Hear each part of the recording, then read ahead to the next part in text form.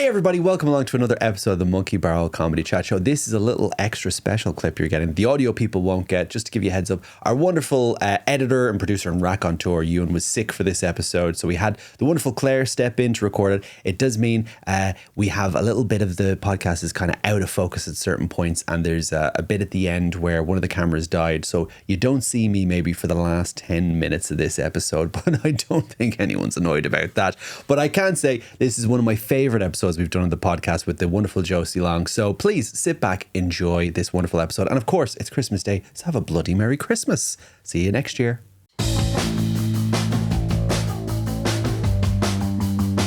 Hello everybody and Merry Christmas for the Monkey Barrel Comedy Chat Show Christmas Special. It's like all the other episodes, but it's a Christmas. Welcome in. I hope you're doing well. This is our wonderful show at Monkey Barrel Studios where we sit down with wonderful comedians. And this week we have a wonderful Christmassy guest. I hope you're okay with being referred to as a Christmassy guest. It's Josie Long. Merry Christmas, one and all. And a Happy New Year. You, comedian in the street, what day is it? Oh, why? It's Christmas Day. Get me the biggest goose. I was trying to think, was it goose? Kiss. Get me the largest microphone. That would be worse. That would be worse. How are you doing? First question of the podcast. How's your day been? My day has been pretty fine. I went to Costco with my friend Austin. The Edinburgh Costco? Oh, no, the Glasgow Costco. The Glasgow? Do you know which is better? I don't know. I didn't even know there was a Glasgow Costco. Mm-hmm. I don't even know why I asked that question, but maybe somewhere subconsciously, I hoped there was another Costco. I've only been recently introduced to this because we don't have them in Ireland at all. And it's pretty great. My favourite thing about it is people giving out samples. Yeah. I feel like it's a day out because of the samples. Yeah, they're very excited as well. Oh, it's so good. Today as well, I got a macaron, pure class. Couldn't be better as a classy sample. An Costco. entire macaron. Mm-hmm. I got a little bit of sausage on. I had to turn down the drink because I don't have the constitution to drink in the middle of the day. I got something else. And then last one I got, a little tiny bowl of porridge. They need to work. So hot. They need to figure out these together, though. None of these There should work. be a trail. There should be. It should be like a 4-course meal or something. It's like this dessert, not like you end with breakfast. And it was absolutely lava hot. Oh my God. Yeah, it was insane. So that was really good. But I'm like such a pest in there because nowhere else am I more obsessed with whether or not it's good value. Yeah. Like I would calculate it all and be like, no, that's not a good bargain. They do make you do maths in there as well. All the time. I hate that. You go in and you're like, oh, great. Okay, it's that. And is there VAT? Okay, so that's the price. Oh, the VAT is an absolute bastard. Where you're like, $9.90, no, $12.78. Get fucked. And no, that's not correct. $12.78 sounds worse. If they made it that it was $12.99, I'd be more happier. I'd be like, oh, $12.99, all right. Than just a weird random number. $12.78. Trying to come. You don't want a tuppence. You're being miserable about that 78p? I've been watching The Sopranos non-stop recently and I feel like it's got into me. Madame. That's all I'm saying. I said something to someone earlier today and I was like, this is not me. That's not me. I could 100% see Tony. Soprano doesn't even get to fuck Furio. It was, honestly, because I've seen it all. No, I haven't seen the final series and I hadn't seen the first series, but I think I have. And I must have seen series 4 before. Yeah. But I guess I saw it when I was 20 years old and just in a different place. Seeing it as a 42-year-old woman with a very tender heart and seeing Carmela Soprano longing for Furio and Furio longing for Carmela. And then she doesn't even get to fuck him. And then Tony Soprano's fucking the nurse and the injustice of it. Just a little. And she goes like, he makes me, what is it? He looks at me like I'm beautiful. If they just did like a little scene, even just released it on Twitter that just let you have that closure, I think that would be fine. I think sometimes when they end a show and the fans haven't got what they wanted, just a little bit of closure. Just one sex scene. Like, I know Breaking Bad ended. Just one sex scene, that's all we Just one needed. sex scene is all we need. But it ended and we're like, oh, what happened to that guy Saul? And they did like a 6 seasons about that. Like, you don't want that. I don't need a whole new 6 So seasons. there's only 6 seasons of Sopranos, which actually blew my mind. That's crazy. I was certain there was 10. Yeah, I thought it was because it was such a long running show, but I guess long running shows back then were shorter. And took more breaks in between. There's only 5 seasons of The Wire, right? Yeah, and I think a similar amount for The West Wing, because The West Wing, obviously, you can only have 8 seasons because he's president. What else is he going to do? Playing golf in retirement? How was your day? My day was good. I've just moved into a new house. It's very exciting. We've moved Is it a things gingerbread around. house? Christmas. I literally feel the least Christmassy ever this Me year because too. we couldn't put up any decorations before the move. Oh, yeah. So we moved in. Now we have to find the boxes with the Christmas stuff in it. But it might be really nice, even if it's only up for a little while. I think so. I think I could just put on a Christmas song and be like, You ready I'm to in it. make merry? Yeah. Someone suggested going to the Christmas market, and I don't like it. Someone recently told me that they've heard some locals refer to the Christmas market as the shit shed shopping center, and I love that. Because I do also think that Christmas markets, I'd be 10 times worse than Costco. I'd be like, right, well, that's not a good deal. no, That's not even very good quality. You've not handmade that. none of them are good deals. You're like, I can get these sausages in Costco for $12.78. And I'll tell you something for free. You can get them in Tesco for even cheaper. Yeah. And then we wouldn't need to get 4 kilograms of it. How do you feel about, just go back to Costco for a second, how do you I'd love feel to. when you're leaving and they check your stuff? I don't like it. No, I don't like it. I don't like the fact that you have to keep the receipt. It's my friend Austin who's a member. So, So you get in? I get in via him. Nice. I don't have membership. And it feels like a scam when you're doing it that way. You're like, all right, I'm getting in. You don't know. And I used his Tesco club card to get the money off in the big Tesco's after. You are James Gandolfini from The Sopranos. I got this club card scam. That's not even a good. I can't do an impression. The picture doesn't look like me, but ignore it. It's no big deal. yes. I've literally never done that. I've never tried it before. So here we go. It's fucking great. give me a big basket of gabagool. It's still good. It's gonna get worse as we go along. That's my job, is that I do a good one at first and then it slowly gets worse. I know exactly what you mean. This is why I must, if I'm ever acting, I don't think I'm a very good actor. I fucking wish I was. But I'm really good on one take. And it's like, keep that take. We don't need to rehearse. Yeah. Let's do it once. I just saying, whenever I would do voiceovers, Yeah. they would be like, wow, that first take was amazing. Let's try it one more time. And I was like, well, let me prove to you Sorry, that you should have used the first take. Yeah. We did it once. That's very ADHD. Yeah. Oh, definitely. I did it once. It's perfect. Leave me alone. I'm done. I put all of my concentration into the one take. I'm like that with prose writing. I tend to only really do like one draft and then little edits. Yeah. Because by the time I've got to the draft, it's actually been sitting in my head for 2 years or whatever.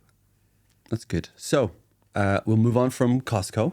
We'll move Let's on from never. Christmas. Do we have to move on from Christmas? Christmas is so fun. Can I ask what your favorite Christmas movie is? Yes, Muppets Christmas Carol. Oh, it's Christmas Carol. Is so And my good. favourite Christmas song is Christmas, the lights on the tree. That's Oh, no, great. that's not even the words.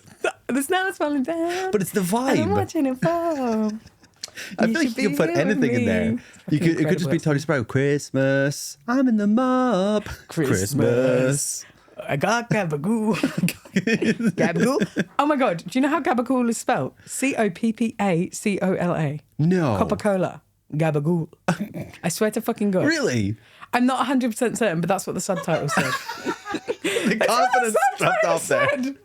You should Google it, Claire. Will you look it up? The subtitle said it. Oh, that has made me really want to see a version of Sopranos where Tony Soprano gets less confident with these things. Like the first take is great. Kill you. You'll be dead if you ever do that again. Okay, we'll see. We'll see what happens. This is really good impression, George. I'm gonna give you a Christmas card. Like it just gets less and less insulting. Oh, So eventually it's just like, I'm really sorry. It's Gabagool. Gabagool. Another name for Capicola. Yeah, because Oh. like Capacol, Gabagool. Capicole is like maybe the original name, and then people Yeah, saying it. exactly, We have a thank you. thing in Ireland where there's this stuff created that was like for like small cuts, and it was called soothing cream. But in the North Dublin accent, people say soother cream, like soothing cream, soother Like cream, pseudo-creme. and then it's been changed to Sudocrem. Is that really true? So that's where it came from. That's where it yeah. comes from. So it was invented by an Irish chemist, I believe. And That's so because so of cool. the accent from my part of Ireland, Where are you they from? changed it. I'm from North Dublin. I'm from a place called Swords, which is always confusing when people say, where are you from? And I say swords. I just say a weapon. Where are you from? Gun. But I only found that out very recently. And That is incredible. You would never expect I had it. a lot of national pride for that. I was like, and county pride. This is a big brand. Sudocrem. And now when I see it, I just go, Sudocrem. Like I have to say it in the accent in my head. So we like to find out about our comedians, where they kind of started out. And I think an interesting thing to find out is, do you remember your first kind of joke that you wrote? It can be either as a comedian or one you did as a kid. Do you have a memory of that? The first thing I said on stage, my first opener when I was 14, was I would come on, and I was a 14-year-old girl. That's crazy. And I used to come on stage, and very deadpan, I would say, "Hello, my name is Frank LaBeouf, and I play for Chelsea." And honestly, it never worked. It never flew. In my head, I was like, is there anything funnier than me, a child, coming on stage and saying, "Hello, my name is Frank LaBeouf and I play for Chelsea"?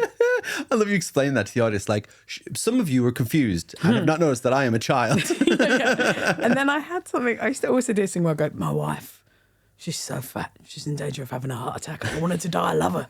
I love her so much." And again, I thought that was hilarious, like be playing this like weird character of an old man. Yeah. Like Rodney Dangerfield, but with genuine concern for his wife. Yeah, exactly. This was in the mid-90s as well. Like, it's like this dumb thing. I also used to do a thing where I would draw a picture of a goat and write "mother" on it on a piece of paper, and then I would sellotape the paper to my stomach. Yeah. And I go, "Do you guys want to see my new tattoo?" And then I put it up, and then I go, "It's not permanent." It's a good joke. That's a good bit. And then I had another bit where my mum used to give us a lot of like microwave meals as a kid, and one of them was called the fisherman's pie. Oh wow! No, one of them was called the admiral's pie. And it had, like that it moved not up just a fucking fisherman. It was an admiral, and it was like mashed potato on the top, and it was like prawns and salmon and stuff, probably. And what I did was I kept a box of one of them, and I would put it down the back of my trousers, and then I'd say, "I wish I wasn't a kleptomaniac." I went on a cruise, and it was going so well. They actually put me at the captain's table, and I couldn't help myself. I stole the admiral's pie. That's amazing. Not bad. That's really good. I mean, for a child, amazing. I've seen, if I'd seen that on open mic night now, I would be like, that's some good stuff. Thank you. I'm good impressed gear. that person brought that pie. Then. Yeah, I've brought the whole box. And that joke will be dropped so quick just through the necessity of bringing a pie everywhere. No, but it was just the wrapper. Oh, the wrapper. I didn't bring the pie because that would have been, Yeah. You don't want to work with props. No, you don't want The joke isn't the pie, it's my vibe. Yeah, exactly. After a while, you never want to be a props guy. I had a show 12 years ago where I had to have a gun hidden on me. Oh, wow. For like 40 minutes of the show, I had to secretly have a gun. And it was stressful. And like a couple of times it fell out. And, That's what I was about to ask. I was about to say, did it ever fall out in front of everyone? You had to like... And I had to be like, whoa. And then that seems like it's the show, The more we talk, the more Tony Soprano you were becoming. You didn't say nothing. That gun wasn't there. There's two Tonys. You've only met one of them. I want you to know the other one. I can't do it. I can't do an impression of Tony. That was pretty good. I liked it. Come on. I mean, listen, I feel if James Gandolfini would be around, he's like, he'd be like, I appreciate the attempt. It doesn't need to be, you don't need to land it. The attempt is what matters. What is exciting about James Gandolfini is like Tony Soprano, obviously sometimes he does things, often he does things that are very ugly. But Tony Soprano is attractive. You can't help yourself, right? Yeah. But James Gandolfini is like, looks like Tony Soprano, but is actually a nice guy. A nice guy What a dream. who loves acting. But could still do the voice sometimes. You could still do the voice when you wanted to. You'd be like, you'd wake up in the morning and you'd be like, oh, I'm so tired. And you'd be like, you'll stay in bed. I'm going to get you something. Oh my God. And he'd be like, oh, it's gabagool. And it's not gabagool. It's a lovely breakfast. Yeah, How did you know, Tony? James Gandolfini, it's not Tony Soprano. Yeah, he's just a sweetheart. I mean, I always find it funny when like people post pictures and it's usually, guys in their 60s and 70s on the internet will post a picture of like Clint Eastwood or James Gandolfini, and they'll be like, oh, when men used to be men and this kind of thing. And you're like, they were actors. Those like they were just actors. Yeah, like little playing around, having fun, wearing makeup, having a great time, wearing these costumes, getting into the head of their character. Yeah. Like they're not a cowboy. Practicing the lines hard at home on their own. Just thinking of Clint Eastwood at home, just going, I hope I get my lines right. I don't let everyone down on set. Like that's who they were. Maybe I'll get a nomination. Yeah. Oh God, anything like that is embarrassing. Isn't it? That's great first jokes though. So when Thank you you. were writing I jokes, feel proud of myself. yeah, no, that's good. I mean, stuff. some of them were very bad, but Even being 14, like I remember my first gig was like 17. It was like the you're school. a little kid as well. It was like a school like variety show. And I feel like I was an incredibly quiet kid, and I I was bet like, people thought you were cool. well, me and my two friends were like, oh, we'll just host a variety show. I'm like, well, no one else is going to do it. It was like that scene in in Back to the Future where they play the music and it's like, you're too loud. But we got it and we did it, and it was from the instant I got on stage, I was like, this is amazing. This is This is what a high. Isn't it the best when you find it? I Yeah. felt like that. Like prior to that, I'd been in teenage bands. I bumped into someone, I was at a music gig, and I bumped into someone who was from the area I was from and around the same age, and knew all the people that we were all in bands, but Yeah. we didn't know each other. And it was such a thrill to be like, oh my God, do you know this person? Do you remember this? Like from 1999? I was in bands and stuff, and I used to do like playing instruments or like singing or whatever. And I wanted to be on the stage, but it never felt good. And I remember doing stand up and being like, this isn't bad. This Yeah. is a dream.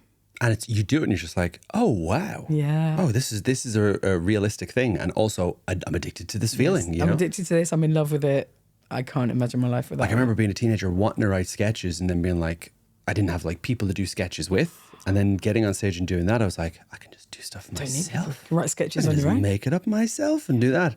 Oh, that's nice. You're a teenage comedian as well. It was nice. Yeah, it's. I mean, you know, you meet other people, and they're like, I just tried it when I was, 27, and I'm just good, and it's going great. And I'm like, all right, fine. I'm glad for you, but also, What were you doing before then? What Why did you were not you yeah. doing? How did you not know? Like, this is my whole life. I have nothing I else. have nothing else. And what are you doing? I also can't imagine how I would understand and interpret the world without it. Yeah. Oh, absolutely. It's like my shadow. Did you go to college? I did. I went to uni, yeah. So like I didn't. I didn't have just anything straight to do. I into just it. went straight into comedy like a lunatic. I was like, let it's me good. let me I like hang around that. with people that are 10 to 10 years 20 years old. older than Yeah. me. But that was like my little college experience was Yeah. just going into that, meeting people. You travel around, you meet people from so many different backgrounds. 100%. And I think that's like one of the biggest gifts of that. And you if we- see all around the country, you see in so many different places, you get to know so much that otherwise you wouldn't, I think. Yeah. And hey, we never say this, but for people out there who maybe are younger, who are thinking about trying comedy, absolutely go for it. There's nothing to lose. No, there's nothing to There's lose. nothing to lose. If you don't love it, you don't have to do it. If Yeah. you love it, you'll want to do it more and more. There's nothing to lose and only wonderful things to gain, like self-knowledge and Absolutely. your own repertoire. Yeah, and even if it's the most embarrassing thing ever, it doesn't exist Doesn't beyond matter. that night. Yeah. Who gives a shit? Somebody came up to me after a show and we were like riffing, and I thought it was playful riffing, and they were like, "Oh, you really got me," and I got a vibe off them. I was like, nobody's going to remember this when we leave. Like, we were just having fun. Like, and I felt like you were part of the show, and that was good. And people weren't laughing at you; they were laughing at our dynamic. Yeah. And I could see them kind of go, "Oh, okay." And I was like you get to go with your friends now. I have to go back to a hotel room and just sit there. Like, you're going to be having a better night, and I'll be like, "Oh, that one bit needs some work." Like, Yeah. you win in this evening. I also think it's a realization that like there might be some extreme freakish times, but most of the time nobody's getting hurt and Yeah. nobody's getting really upset. And Yeah. it's so lovely. Like, it's such a lovely life to exist in a thing that's essentially people's fun night out. Yeah, and even People's happy at its time. worst, you were like, I tried to have a fun night with someone, and they refused to. Yeah, and people but hate most of the other people had a good time. Yeah. And is even that if the people worst? hate you, they're not going to be like bearing a grudge against, well, actually, to be fair, that's happened quite a lot to me, but like, it's not really a big deal. Yeah, I did a stupid tweet about it was two or 3 years ago. My brother-in-law bought a cheap candle from Tesco and picked it up, and it shattered in his hand. So it was like a Yankee candle one, so he had glass in his hand. So And it was hot? It was hot, but it was also like the glass went in, he pulled it out, it was blood. So he put it in, he couldn't drive. So me and my partner drove, and I'm holding his hands, and then I'm just sitting in the hospital. And we just watched the movie Love Actually, which I'd never seen before. And I was like, I did not enjoy that movie. And I just tweeted out like a little thread of like, hey, here's a TED Talk about why I didn't like that movie. Oh, I saw And that. then- It was funny. And it was fun. I enjoyed it, and at the time, and then every year, maybe a website, Pink News or something, will repost it, and then the nightmare, the people that come out, and I'm just like, I don't care. I don't remember the movie. It was 4 or 5 years ago. Yeah. And I was doing it just to keep busy in an emergency room nothing. for hours. And oh my God, I remember Christmas morning, like the Guardian's movie reviewer was like, ugh, sad people with their lives like this disgust me. And I messaged back and said, it's Christmas morning, you fucking ghoul. Like, can you find anything else to do and not tag me in this? And they immediately blocked me. So that was, all right, okay, you can't take criticism, all right. Recently, I've had some like GB News schools trying desperately to get me to engage with them so that they can make content out of it. Mm-hmm. And I just feel like I'm too long in the game now to, like 5 years ago or even 10 years ago, absolutely, I would have been fucked for it. But now I'm just like, say what you like. I'm not replying. Yeah. I'm not interested. There was a younger comedian who was getting hassled by someone online, asked me about it. And I said, like, look, you're doing something and people get annoyed by that sometimes. So what you need to just think of is, imagine you're in a race and you're running and there's other people that are your contemporaries and they're doing their own thing. And then imagine somebody is at the sideline of the race, sitting down, screaming, boo, you can't run. You wouldn't care. You wouldn't pay attention to them. You'd be like, you're not even in the race. We're just having fun. 20 years ago, or maybe like 18 years ago, things like that used to really hurt my feelings and affect me. And now, and that's totally normal. It's not important. Nothing like that would ever affect me. Yeah, but when you write something, and you're younger especially, you're like, this is my identity, this is who I am, these are my words. Yeah. Well, and then, no, I feel that way about my writing still, but I just don't give a shit if other people are going to be rude. Yes, exactly. But you also kind of go like, yeah, but it's also not literally me. Like if you write a joke, that joke isn't, you're not hurting my feelings if you say you don't like it. It's like, all right, other people will find it. I don't write everything and for similarly, everyone. When people are mean about my looks or calling me stupid or anything like that, I'm always like, you don't know me. You don't know me. You don't know how cool I am. You don't know, but I'm actually a pretty great guy. I'm a cool guy. I watch The Sopranos. Yeah. I go to Costco. Is there anything else? I did see. I can knit. Yeah. One person was trying to get at me online. I just responded to him with this little GIF, and it just says, "When you attack me, this is who you're attacking." And it was like a little hedgehog rolled up in a sock. And I was just like, I bet that makes them really angry. And they blocked me immediately. Oh yeah, they'd be I just get furious. blocked. That's the win. It's very weird that you just wrote a thing that was like taking the piss out of a very take the piss outable film. Yeah. Like that film is very problematic in a number of ways. Absolutely. I mean, they do the story 3 times where there's somebody that works with someone and someone in a position of power is like, I would like to sleep with you, and it's not okay. No, it's not okay. It's that guy and his house cleaner. It's the prime minister.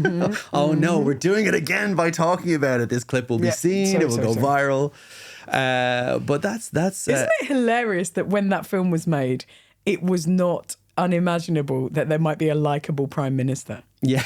The people were like, yeah, I can imagine liking the prime minister. Yeah, good guy, because it was so close, like Tony Blair, and people were like, we know now, but there was like when he we knew got then. in, people were excited, weren't they? There was like an idea that was probably being fostered by them of like, oh, this guy's great, but no, and then we look back, no, never. No, that's all. So how you write jokes when you first started, has that changed to how you write now? Yeah, thank God. I think when I first started, it would almost have to hit me like a bolt from the blue, because I would just do stuff that was like... I very much had, the same thing. Do you know what I mean? I couldn't write about my life. And now I think I wish I had. Like if I'd have written stand-up that was like, so I'm 17, I go to this school, I do this. I think that would have been more interesting to me to watch as an adult. But you would have thought then, oh, this is unrelatable. Whereas realistically, everyone in the audience would have been like, yeah, I remember being in school. Yes, I totally. understand that. I understand this perspective. Like I had those worries and fears. That's so true. But yeah, you would never have thought of it like that. You and think also, it's such a unique thing to you. Like, oh, these are my weird quirks and fears. Other people have got everything together. No, they don't. No, that's so true. And also, when I first started, it was full of like men who were 15 years older than me talking about Star Wars. And I remember thinking it was the most boring thing I'd ever heard in my life. Like, I was just really like, oh, this is so sad. You're also like old. And there was a little And now point. I'm like, they were 28. They were fucking 28. They were babies. There was a point where like Star Wars kind of went away. He was finished with the movies. And you're like, oh, we can stop the jokes about it for a while. And then it's all come back. And it's a nightmare all over again in a different way. So we have a post from your past online on social media that we'd like to present you with, and we'd like to have a little chat with. I haven't seen it either. So we're both going to see it. It's very interesting, and it's up on screen. Oh, that's nice. That's really nice. So for That's people a who are nice listening post. and not watching, how would you describe that? That's a picture post? of me dressed as a librarian, which is a still from a film that I shot, from a feature film that I made with my friend Doug in 2016. That's good. Yeah, and I was just thinking about it last night because the character's a librarian, and a friend of mine's been working as a librarian in Pollock Shaw's library, and I was like, oh, it's like We're the same. It's the same. And in the film, my character, I made a lot of stuff. I made a radio sitcom. I made a feature film. I spoke about it on stage about moving to Glasgow for about 10 years before I actually moved to Glasgow. I just kept being like, oh yeah, it's just a sitcom about me moving to Glasgow. It's just a film where I live in Glasgow. So yeah. Well, that's good. And when you moved to Glasgow, did you feel like it lived up? Oh, 100%. I love it. Yeah, it's wonderful. The only sad thing for me is that I used to gig there once a year and have like the gig of my life. Yeah. And now I gig there all the time, and it just will never be like that again. Oh yeah. Well, I think when you I used to feel that way about Edinburgh. I'd come over and do a show, and I was like, oh, this is glorious. But I just like it so much more. It's like you lose the fantasy, but you gain a lot. Yeah. Oh, absolutely. Like I'm This is a more creaky happy. chair. I'm so sorry. It is the chair. I promise you, folks. Some of those noises are the chair. Some of them are me. I'm so sorry. But yeah, you moved. Did you move from Dublin to? Moved from Edinburgh? Dublin to Edinburgh. Yeah, but I mean, the first time I came and did the Fringe, I was just very much like, I love this place, and I Me too. in my head I was like, I think a lot of comedians think that, and I just thought, oh, it's just what a wonderful city. But even as I've seen like the other sides of it and layers to it, I still love it. Me too. I still feel I comfortable. feel that we're back Glasgow. It just makes me happy to be there, and I feel lucky to be there. Like when people say, oh, I love Dublin, and I'm like, how long have you been in Dublin for in one little section of time? It's usually like a week or 2 weeks. And I'm like, I'm not going to say anything else. Good.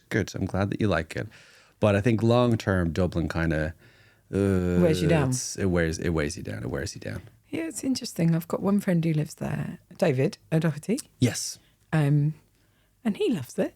He has a good time. I think it is a wonderful city, and I do love it. But I couldn't imagine how I could live there, Yeah. It like kinda, how I could survive there. Yeah. I suppose. and it's, I mean, I feel like weirdly, like Glasgow, I also love. Like Glasgow has that Dublin vibe as well, but like in a nice, like, people have this idea of Dublin where people are like, oh, hello, and like really nice. And I'm like, that's just a tiny sheen. But I feel like Glasgow is that. Like I have such a nice time in Glasgow all the time. And I do not understand why people do jokes about Glasgow being shit. I don't get it. I don't There's like definitely it. a lot of places where it's a hard life there, and where historically it's been a really hard life. Yeah. But also, I just think that like that doesn't the culture, the way people are there is still really brilliant. I think. Yeah. I think I don't think there's any fakeness to it. I think it's like that's the genuine vibe. it's the fucking vibe, and they don't realize how good they are. Yeah. Like I didn't even appreciate it. Then I go back down to London, which I used to really love, and I'm like, why is everyone so mean?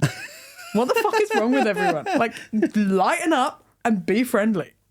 Yeah, like whenever I go into London, I'm like, oh, this is worse than Dublin, but like Dublin doesn't admit that. Like London's like, yeah, I'm a bit of a prick. What about it? Yeah, yeah. Whereas Dublin's I like, used to have this joke where London was like, get out my way, walk faster. Dublin's like a lot of guys like 5 years ago that would be like, I'm just a sweet little innocent boy, and you're like, no, you're not, Dublin, not at all, Dublin. Oh, the worst. The worst Oh, Dublin. the fucking worst. Great. Okay. Gaslighter. So would you you'd keep that up? That's a proud kind of post. Sometimes we ask 100%. people. I'm very proud of that. I'm very, very proud of my little film. I'm proud especially of my the director, Doug, who's like my collaborator. I think he did an incredible job on it. I sometimes look back at some of the writing because we did it all on the hoof. We did it for nothing. Yeah. For like $3,000 in total. And it's a Wow. feature, and I'm really proud of it. But we didn't really have time to edit the script as much as I would have liked. We had to quickly change things. The night Yeah. before, we had to completely cut a scene. We lost 2 of our main actors between the first block and the second block of shooting. So it just had to evolve according to necessity Yeah. and limitation. So in some ways it was really great. But in other ways I think, oh, fuck. If I'd have been able to work with a script editor for a year, it could have been 10 times better. Yeah. And also I look at my acting and I'm like, ugh. But there is that thing where it's like perfection is the enemy of done. Yes. And there's so many people that worry about this stuff. And I was like, I would rather someone did a movie, learned all the things, and then started doing another thing. And with all those skills that they'd learned, like so many people are just sitting and waiting. Yeah, and this was exactly like, I'm a very impatient person. We made some shorts. We thought we were going to get to make a feature. It didn't happen. It had been 4 years and we were just like, we have to make something. Yeah. So we made it in 2 sections. We made half of it in the week leading up to the Brexit referendum and half of it in the week leading up to the Trump election. So it was real bad vibes. Yeah, that world was on. I'm surprised the script didn't become a post-apocalyptic nightmare. Oh yeah. So it was a romantic comedy set before and after there was like a right-wing coup. That was like, so basically it was shot before and after a summer. And at the start of it, it's just like this sweet, like daft woman who like is in love with this guy and is about to move in with him. And then summer happens that you don't see. Oh. And then afterwards, it's like, there's been a right-wing coup. Everything is falling apart. Everyone is fucked. Wow. Because that feels like such a specific concept, but also that's very true for 2016. It's very true for multiple times since then. It's been interesting. There were bunches of things in it that were too eerie. Like there was, like we put things in it that we felt were extreme. Like there was a woman who was supposed to be a bigot and it was supposed to be like a forewarning that things were going a bit dodgy. And she had all this stuff in her windows. And it was stuff that was just like anti-immigration, anti-Muslim. It was like horrible stuff. But honestly, what was really, really frightening about that was within about 3 or 4 years, that was stuff that was like mainstream political rhetoric. And we were seeing it as like super extremism, like that you'd see that and be like, God, what a horrendous thing to see. But a horrendous thing that must have happened 60, 70 years ago. Or just like, oh, that's a sign, a signifier that things are very bad. Yeah. And then, which, to be fair, it still is. You know, things are very bad. But like, there was another thing where there was like really authoritarian messaging, and then it was just became what the government was like. And then we tried to pitch it as a series, and we were so proud of it. We really developed it, and I was proud of how we developed it. And then it went in the week before COVID, and in our one there were loads of lockdowns, and then and curfews, and then when it went in, they were just a bit like, well, we obviously can't make this. And I was like, oh no. Yeah, it was genuinely a bit heartbreaking. I mean, you've made the most timely thing of all. Yeah, but also like it's just us. Like one of the biggest cultural things that I've been affected by in the last 15 years is the film Children of Men. I feel like it's the most prescient, realistic, dystopian cinema I feel like it's a movie that really focuses on the human side of it rather that's than what we wanted. Yeah, like if it shows an explosion, it shows you right up against the people as it happens, rather than another movie would show you it way further back to show you, look at this big explosion. It's like, and that's because no money. Yeah. So we did, that was all of ours. Ours was about these people trying to be friends and trying to get on with their lives when like half their friends keep getting arrested by the secret police and everything's falling apart and they can't get anything, and they're still trying to like have an argument about a plum, you know? Yeah. It's like trying to have Seinfeld, but like you're in. Well, you think about like a global pandemic pre-2020, you'd be like, what would that be like? Oh, crazy. And then really it was people making bread, it was people doing Zoom calls, it was people watching Friends again on Netflix. You would never think that, but that's how it ended up being. But it's something that I really think is interesting. Yeah, no, that's definitely interesting because I think when you get like a high concept like that and then you shrink down, even though it's a huge thing, you shrink it down, you get to see inside of characters. You get to see what they're thinking. My hope. Is there somewhere that people can watch this online? Yes, you can rent it on Vimeo, I think. That's about the only place. You might be able to rent it on Amazon, I'm not sure. Yeah, but I'm proud of it. I'm very proud of it. It did as well as we could hope. But I think I thought, as with often in my career, I was like, and now I sit back and watch the offers roll. Yeah. And it never happens. And I'm just like, right, I guess I'll do something else. I've done this. And then I'll be like, and now it's the gravy train. Okay, no gravy train. That's fine. Surely this time. But you never know where it's going to come from. I mean, all you can do is just keep making stuff you're proud of. Yeah, that's and hoping, some points. The gravy train. But even there's always that thing of where people stop and look at like, oh, this is Josie's portfolio of work. And I'm proud of that exists and that's real as well. That's true. So we have questions from Milo Edwards, who was our wonderful guest last week. And Claire is going to show us these now. We have 3 questions that Milo has sent in. Very exciting. A video. This is so cute. Hello, I'm Milo Edwards, and this is 3 questions for Josie Long. Number 1. What is your favourite supermarket bakery section? Oh, interesting. I'm personally a Sainsbury's man. Number 2. What have your children said this week that has amused you? That's a nice question. And number 3, and I will know if you're lying, what is the worst live show you've ever seen?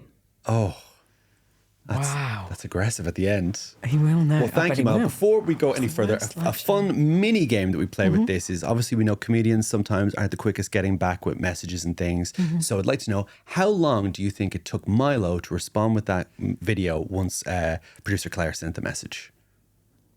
2 weeks? Well, was it a week ago? It was 2 weeks ago actually we did it. So yeah, it was 2 weeks ago we did it. So 2 weeks could be right. It 6 could be days. 6 days. Let's go 6 days.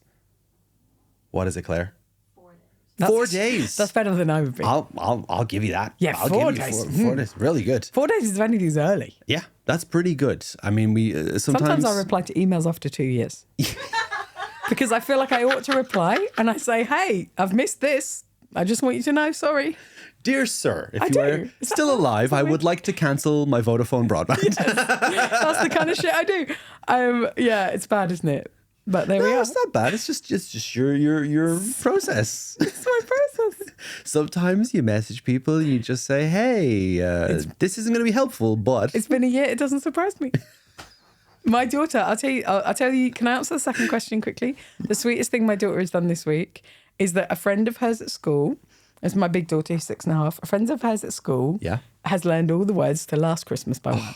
Okay. And has been teaching it to all of the kids in the playground. Yes. She's become besotted with the song, and she took a little notebook and she's been writing out the entire lyrics of the song Last Christmas. Oh. And what's so beautiful is like, she doesn't know how to spell a lot of the words, and the way she instinctively spells them is, I love it Adorable. so much. It's so adorable. And like, she literally wrote, this year, to save me from tears, I give it to someone special. Like with the echo. Oh. Once bitten and twice shy. It's been a whole year, but you still catch my eye. And tell me, baby. Oh, it's so beautiful. And then at the end of it, she drew a picture of herself writing the lyrics out. Oh my God, that is so adorable. It's so precious. And she was so committed to it. She's like, I just need to sit and just write this out. Oh. I was like, oh, yeah, I guess you do. Oh my God, I hope they do comedy. That's in the future. That is so adorable. So That's the kind of vibe we need. I want more of that. I always struggled with that song because I would hear the bit where there's the Merry Christmas, the whispered bit. Merry Christmas. I always thought it said, I sent you a gift, I wrapped it up in sellotape. And it's not. It's I wrapped it up and sent it. Yeah. But I cannot hear that. I wrapped it up in sellotape with a note saying, I love you, I meant it. With a note saying, I love you, I meant it. When I said I loved you, I meant it. I gave you the little horseshoe brooch. He gives the horseshoe brooch to everyone. And it's tacky, man. Yeah. Imagine that. You get this fucking brooch, you think it's so great, and then you see he gives it to everyone. I'm so glad I'm not like that. At a whole party and everyone's got the horseshoe thing. There's a really great record that I'm just fucking obsessed with by a woman called, the nom de plume for the record is X-Ray. And I can't remember what it's called, but it's like this record that's full of like romance and longing, and it's amazing. Can't remember that. I think it's called X-Ray. Mm-hmm. And there's a line in that where she talks about this guy who she'd had an infatuation with and it had come to nothing. And then she says, it seems he is very conscious of the world. He recycles his words. It's like he'd made her this book. Yeah. And she's like, do you remember that book you made me, White Rabbit, New York? It was a fake, plagiarised from words you said before for some other girl. Oh. And then it's like, he's very conscious of the world. He recycles his words. Oh, that's really good. Killer. I love when you hear a lyric and you just kind of go, like it just hits you. I'm a real lyrics person. Yeah. I think I can't enjoy a song if the lyrics are bad. And if I'm listening to a song, I like to try and take the lyrics like, maybe this will be a clue. Do you know what I mean? Yeah, maybe this will give me advice. And like also if I send a song to someone, it's always a code. Like like a romantic person, like it's always a coded thing. Yeah. It'll be like, listen to this song, verse 3. You know? But then there's a part in verse 2 you're like, not that bit. That bit's We're not not going me. shopping. It's something to do with it. That bit specifically says, I hate your horseshoe brooch. And I thought it was fine. No, I thought it was nice. Loved it, Tony. You just didn't seem to like it. So what he even is your... to kiss his therapist, you know? I know. Carmela can't fuck Furio once? Just one time, Tony. It seems unfair, Tony. Seems unfair. Furio's in good shape. And then they did like a whole prequel with his son. I haven't seen that. I haven't seen it either. Disagree with it. But I'm just like... Acting is not genetic. It's not. It's a skill. I wish you could have done a review for it. I've not Acting seen is it. not It might genetic, be- and that's it. Acting is not genetic. Showbiz is not genetic. So, question number 1 was, what is your favorite supermarket bakery section? Now, this is one that I feel people are going to respond to. I feel like we're going to get some I'm going to responses disappoint this. everyone here. I'm gluten-free. I can't enjoy any of this. Oh. So I want to give a shout out to Wildflowers Bakery, which is a fantastic gluten-free bakery in Glasgow. Well, no, it's in Giffnock, which is out with the bounds. I just tried to do a wink and I fucked it up. It's in Giffnock, which is out with the bounds. Perfect. Thank you for being honest that you fucked it up, though. I appreciate that. It's out with. I can't wink. I'm like, this is where I think I'm just not. Hang on. I'm not going to We do can it. do it. Please No, we have cut to do all it. of this We have out. to do it Wait, now. wait. It's the Christmas miracle. Okay, I'll do it this way. It's in Giffnock, which is out with. I hate it. I actually think winking is gross. I think it's gross. It is. And I don't It's know how gross. people do it. And like, you ever see someone do a good wink and you're like, they It's really too pull that much, off. isn't it? Yeah. It's like if someone's flirty with everyone, it's like, sure, but what's the point? I thought we had something. Yeah, I was about 21 when I learned that lesson where I was like, oh, they're like that with everyone. Motherfucker, you fucking got me. I've written a whole story in my head. Oh, about last 100%. Christmas. Oh, can we just go back to last wait, Christmas? wait. You Okay. say this first. No, I was going to say, it's out with the bands of Glasgow. Please cut all the winking bit out.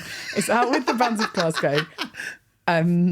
Wildflowers Bakery, they're fucking great and they're good comrades and they make gluten-free stuff. So that's where I would go.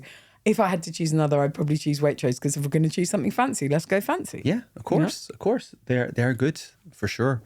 Last Christmas. Last Christmas, I just want to say, it is a bit weird, that song that he's like, I'm going back to meet to this big group of all of our friends hanging out. Like the music video is him going back with all those groups on that ski holiday, but he's also brought his new partner and also he's kind he of still loves judging him. her partner. And I just don't know. I don't think it's healthy. And also, and if you kiss me just once, you can fool me again. Yeah. Do you want a partner who's saying that to someone else? No. I fucking don't. That's the thing. I feel like that's an awkward holiday for the ex, for the ex's new partner, and for his new partner. I just think, George Michael, come on. George.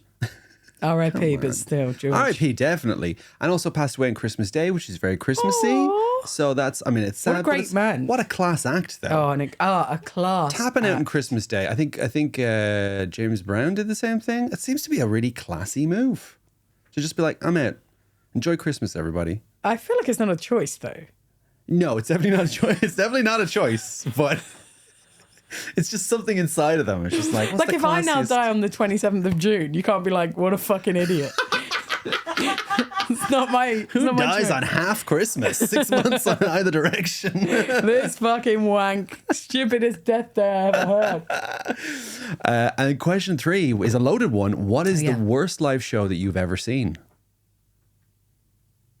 It's hard. That's a difficult one. Please don't say this podcast. No, I like to think that I am quite good at not going to bad stand-up. Because, But it could be like a show or a play. Yeah, I even. saw Peppa Pig's day at the theatre, and it was fucking agony for me. Oh, yeah? And I've said this on stage, but it's true. There was a bit where the Queen came out for no fucking reason, and then Peppa went, "Everybody bow to the Queen, bow to the Queen," and I went, "I'm not fucking bowing to the Queen." And my daughter was like, "Oh my God, why can't you be normal?" I mean, Here's why I hated it. I can tell you 1,000 times. Number one, I hate anything that is like a franchise. yeah. I hate a franchise. I hate a chain. I fucking hate it. It's had its soul removed. It had its soul removed. Yeah. It's not real anymore. The second something becomes a franchise or a chain, it ceases to be what it is and becomes a money-making venture. Tell me I'm wrong. Yeah. No, you're right. You're I hate 100% right. Claire's laughing at me because me and Claire went on tour and I made our lives hell because whenever we'd go to a chain restaurant, I'd be like, sometimes we would have to go to a chain restaurant and I would be such a fucking prick about it. Where were we? We were in Leeds when we thought we'd found We thought we found really the Lord's nice, Angel. You thought you found a nice place in Leeds? we found this really nice, like, little boutique place for breakfast. And it was really cute and it was really nice. Then we Googled it and found out it was a chain. And the food was so Oh. bad. so upset. So you thought it was like a mom and upsetting. pop place, but it was also, actually a God chain? bless Claire, who is the sweetest, most wonderful patient tour manager, and had to put up with the fact that every time we pass a new build estate, I'd be like, the thing is, actually, they're not built with love, so there's no amenities, are there? And then any town centre, I'd be like, it's all the fucking same. We can't go to any chain restaurants. And so I would take it to places that were just like odd, places, you know. But they're always eccentric and they have something weird, and I And always like sometimes that. a sweet friend doesn't want something weird. A sweet friend wants something just calm that she can trust. You had We a did great have a great time. Your eyes say otherwise. But I'm a pest. I'm a real fucking pest. I'm trying to write stand up about it because I'm a real pest for that. So I hate that it's that. Yeah. Peppa Pig, anyway, I'm sorry for its creators, but fucking go to hell, you piece of shit. I fucking hate Peppa Pig. It's dog shit. And do you know what? Yeah. Peppa Pig is like when you're 14, you go out with someone and it's a terrible relationship. You don't even like them, but you don't realise because you don't know what love is. Yeah. And then Bluey comes out and you realise what love is and you're like, I didn't even fucking fancy you. Oh, God. You were And we just went out for there 2 and years. no one else was there I at was the time. 14. Yeah. I didn't know, you know? And that's what it's like. I didn't have the understanding of my emotions No, to I realize. couldn't have known. I think I actually hated you. I didn't even realise I could feel love, you know, until it happened. Because before you've fallen in love as a kid, you don't know what it is, right? Yeah. And Peppa Pig, I was like, I didn't even want my daughter watching it, but she got introduced via my sister. My daughter got into it, my first daughter. And for my second daughter, she never had to go through it because she just had Bluey. And quite recently, she started watching it and wanting to watch Peppa Pig. And I'm like, oh, we can watch it. And it's, and no offense to the creators, but you're millionaires. Who gives a shit? They don't care anymore. They've moved on. They don't care. I hate it. I think it's bad. And the show was bad. And I tell you why else it was bad. One of the things I hate most in the world is like an adult doing a baby voice. Yeah. And it was like all these adults saying, oh, come on, it's Peppa Pig. And then also they had these puppets, right? So the puppets were child-sized pigs, but they were operated by adults in full like stage blacks. So there'd be a adult-sized human crouching down, bouncing this my fucking pig, God. and you just had to pretend you couldn't see it. Like, hey, come on, George. All the songs were shit. The whole thing was shit. I fucking hated it. I love they didn't try to hide it. Like the Muppets has perfected that, and they're just like, nah, just put someone in a There's black just suit. someone there. Deal with it. Is it just like a onesie and just hide? And I tell you why else I hate it. Yeah. I have this real thing against, you know, like I fucking hate the idea that anyone would do comedy at the O2. It's so disgusting to me. And I hate, away. Yeah, I hate things that are like big like that. Yeah. So far away. It's too far from Edinburgh or Glasgow. But like, you know, the O2 in Greenwich. Yeah. I just think it's so insulting and it's so capitalist that it would be like, you pay £80 to watch on a screen one person. I think it's disgusting. And there's something about this Peppa Pig thing where there were loads of people who maybe want to take their kids to a show but aren't that clued into the world being exploited to the tune of fucking 40 quid a ticket when they could go to such a good kids show at the Fringe for 8 quid and be right there. And meet the person afterwards. And the person is so happy to meet them and see them and so excited to, you know, perform and engage with their kids. Whereas you go to a show like that, do you ever see when people post pictures like, oh, at the O2 watching this, and they're so far away from the stage. It looks like a photo of like, this is what the venue looks like. It doesn't look like it's their personal photo. No, exactly. It's weird. It makes me sad, and I think it's partly because in the last 10 years a lot of mid-sized venues have closed, a lot of small venues are closed. Everything feels so just tiny or squeezed. Huge. Yes. And it feels such a shame. And so, but I did go and I did take my daughter. So I'm part of the problem, aren't I? And I bet they did that thing where it's like, oh, pay extra to meet Peppa before or after the show. And it's like, how much do you have to milk these parents for who just want to have a nice special moment for their kids? Because this stuff wasn't around when we were kids. No, you know, you couldn't be like, oh my God, I'm going to meet you know, Roland Winnie Rat. the Pooh. Oh, you're younger Rat, than me. But yeah, I think there's a thing that I hate, which reminds me of that, which is, oh God, have I talked about this before, Claire? Paddington Bear. You hate Paddington Bear? I do hate Paddington Bear. I know It's the so movies English. are great, but it's very much like an English concept of what like a person from a British colony would think of Britain. Like he's from Peru and then, he's idolized England. And he comes there and he's like, oh, I don't need to have a real name. Just name me after this train station that I'm at. Yeah, and yes, I take this. I'm a bear, but I'll wear clothes because that seems to be what you do. And I love the Queen. And also I'm eating marmalade sandwiches. It's a colonialist fantasy. Yeah. And so I want to do a remake where it's an Irish one called Paddy O'Berry, and he also wants to go to London, and he also wants to meet the Queen, and he has a suitcase, and it's ticking, and he cannot wait to meet her.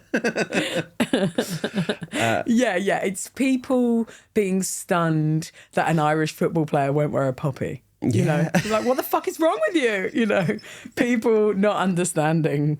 It is. I do like the time of year where people buy those and wear those, and then they inevitably fall off, and I'll just see them around and I'll get a stamp on them as I go by. I have I'm proud of you, by the way. I have a badge which is beautifully embroidered, and it is a poppy because one of the national flowers of Palestine is a poppy, and it says Free Palestine. And I've been wearing it all year round. But I forgot during Poppy Month that it would give the wrong signals. Yeah. And I was like, oh, no, it's a Palestine. Yeah, but it's one of those things where, look, it's fine if you want to wear it. It's just always weird when people are belligerent about it. Like, well, when you want to. But that's my experience coming from sort of where I do. I feel like that is the whole vibe, is exactly that kind of belligerence around in exactly that kind of way. And it's this thing of like, oh, wear it. We need to support troops. And it's like, all right, tell me one way that the troops are being supported. Like, tell me that. Tell me your awareness also, of anything. I don't think it's a good thing to support the troops. Yeah. I don't think it's good to send support to the military. I don't think that's good in principle. And I'll tell you what else, if they were trained. Oh, shut them down. What is the British Army if not the oldest, most awful chain? It's a franchise. I was with a pal the other day and he was talking about something and I said, there's 2 branches though. And he was like, 2 branches isn't a chain. And I was like, is that not a chain? I was like, I've gone fucking mad. But it's always weird. These people you can engage with like services that deal with people who have PTSD or have gone to the army and need those services. That's a real way to really help people who deserve that help that the government doesn't give a shit about. That's a great thing that you can do. The poppy thing, I don't know how much that's just for show. It's like Captain Tom creating himself a jacuzzi. R.I.P. his friend. R.I.P. for him. Fuck his family. Not R.I.P. He gets a shit. How many people do you think that man died murdered? on Christmas Day, though. We know that means he's a baller. Well, those were some great answers for those questions. And we have a final part of the show to come to that we've recently invented where we discuss icks. I've named it Big Ick Energy. I'm very sorry. That's very funny. I like it a lot. So I'm going to give you a card here that will have 2. Well, actually, hold on. I'll mix these up and then you can go through this. You can pick a random card. It will have 2 different things on it. And then you can pick one there from there. Whichever one you want to go to. It feels like I really pushed that card towards you, but I promise I didn't.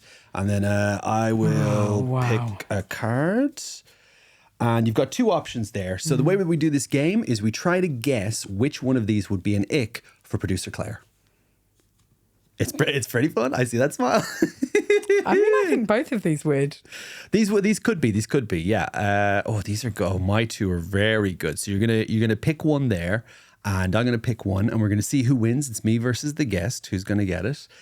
We used to have a bit where you could get double points. I do know Claire very well, but I don't want to fail a test of how much I know her. Well, we I did have a want to bit prove where myself to be a bad friend.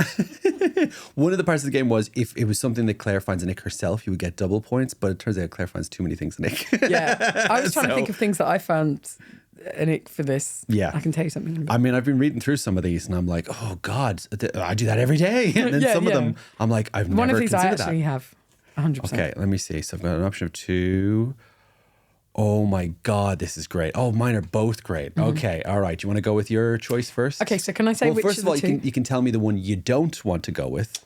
I think this would be an ick for Claire. Okay. But I'm not going to go for it because I have this. Okay. And I think, not that but like, I feel like as a result, it would be cursing myself, which is they have a quirky joke voicemail message. I really feel like that would be an ick for Claire from a boy. Have you ever done that? Oh, mine are only that. 100% I had one for 10 years that was like, this is Josie Long robot. And I recently changed it to be like, hello, this is Josie. Like, I changed it because I was like, I can't have that anymore. I did a bit from Seinfeld where it was like, believe it or not, George isn't at home. So leave a message at the beep. I must be out or I'd answer the phone. Where could I be? Believe it or not, I'm not home. I hated it and changed it within a week because people couldn't stand it. I love a jokey voicemail message. Did you ever? What was I'm yours? a cringe person. I feel like I'm an acquired taste. I'm I feel like cringe is life. Cringe is it. life. I mean, if you don't engage in so cringe, that's Tony Soprano. I feel like cringe is life. You know, if you don't engage in ick, you're not real. You're not living. You're not living. Okay, so the one that I think would be an ick for Claire is they DM footballers to say good luck. Isn't that the most pathetic thing you've ever heard in your life? It's fucking pathetic. Oh, wow. That one That would be, wouldn't it? Would it? We're getting a reaction. That's very good. All right, the one I'm not going with, I think this is one that we would find an ick, but not you, would be they still have a Yahoo email address. Ooh. Oh, no, I actually think I would find that powerfully attractive if it was a man. If it was a man, the idea that a man had managed to continue a Yahoo email address. If you wanted someone that can commit, they've committed. No, but it's not just that. It's like they've gone, all of this, I don't give a shit. It's like a lot of people that I have romantically liked or been with in my life, many people who I have really liked have very little digital footprint. And I kind of think it's really attractive. It's good. It means you have to be with that person. Yeah, it's like, how did you do it? Like, there's someone that I used to really, really have a thing for. He's almost impossible to contact. I'm like, how in this world? It's like, was it Bill Murray? And also, it's not that he's impossible just for me. Like, it's impossible for the world to contact. And I'm so amazed. Well, I think it's Bill Murray just has like a phone number. That's the guy I'm talking about. We had a bit. I just think there is something very, very powerful. I heard at the end of I heard at the end of Lost in Translation when Bill Murray leans in, what he says is, Josie Long's really great. Isn't that crazy? That's what he said in Scarlett Johansson's ear. Actually, I've heard that he's a bad guy, but still, it's horny. Yeah, I've heard that. Seems to be an angry guy. All right, the one I've gone with for you, Claire, is they've ever suggested we all go around the room and say one fun fact about ourselves. Oh, that's awful! You wouldn't mind. I wouldn't mind. I don't love it, but I think there's got to be, like, if there's context, you could accept that. Okay, sure. If we were ice breaking, sure. You can never accept. Sure, but if DMing footballers, there can be DM footballers. Maybe he knows some of the footballers. We're given context. There could be context. I want you to imagine. But also, can I say there is also something quite sweet about that? Like, I would not want to be romantically involved with that person. There's something so sweet about it. Oh, if he's a teacher and he DMs, if he's a teacher, that's nice. Oh, and he goes around the room and say one fun fact. Yeah, so don't want to bring your work home with you. I think I find. That's why I'm not funny in real life. You find DMing footballers worse? Just because it's like, who the fuck do you think you are? Yes. Are you wanting a reply from them? Who the fuck do you think you are? That's what you think. Marcus Rashford is going to be like, thanks, buddy. Like, it's begging, isn't it? It's like, notice me, like look at me. Whereas the Yahoo is like, don't look at me. Do what you like. I'm off to do some wood cutting. If you need to contact me, you can. Yeah. But I'm not going to be desperate for it. Yeah, if you need to contact me, fine, but I might not receive it for 10 days because I'll be in the shack. Which, can we just say, very Tony Soprano vibes as well. I can't. No, Tony Soprano would be frustrated at the technology. Yeah. He'd be like, fuck's sake, man. Look, I got a Yahoo email. I don't know the rest of it, okay? You'll just send it there. I'll go to the internet. He goes to the internet cafe. I go, and every time he tells internet cafes. Every time Tony Soprano gives you a web address, it's okay. So you gotta go to www. Then you hit a dot. Like, all right, HTTPS. Now you got a slash. I can't do the accent. I miss the internet cafe. Yeah, it's a lost art. It's gone. It's gone. They've all gone, and I mean, they were fun. They were fun. But don't you know, it always seems that goes. You don't know what you got to this time. I just wish George Michael was around to write a song about the last internet cafe. Last internet cafe, I printed out a boarding pass. And the very next day, you took it away. So, do you have any plugs that you would like to give along? You can think about it for a minute and I'll give our little plugs for the show. So if you enjoyed the podcast, please do share it. Tell your friends about it. We want the show to keep growing. As always, a huge, massive thank you to producer Claire. Who's done an amazing job all year long, wrangling all these comedians. We love you. We get to sit here and have a lot of fun, but it's the people behind the scenes who make this work. And that's true for, it's Christmas time. It's true for every comedy club around the world. It's so the people who are working. We just get to go and sit and go, oh, hey, how's it going? We don't need to deal with all the hassle. If you would like to come see comedy at Monkey Barrel Comedy. We are here all the time. Please also check out the other podcasts from Monkey Barrel Studios, such as Sam Lake, his wonderful podcast. And if you'd like to see more of me, I host a show every Saturday here at 5 p.m. at Monkey Barrel Comedy. And I'm also streaming most nights of the week on twitch.tv/Fox Comedy. But let's get some plugs from our wonderful guest, Josie Long. I love that you think I'd have anything going on. I am in such a beautiful liminal space at the moment where I'm just imagining you in an abandoned supermarket now. That's how it Liminal feels. space, yeah.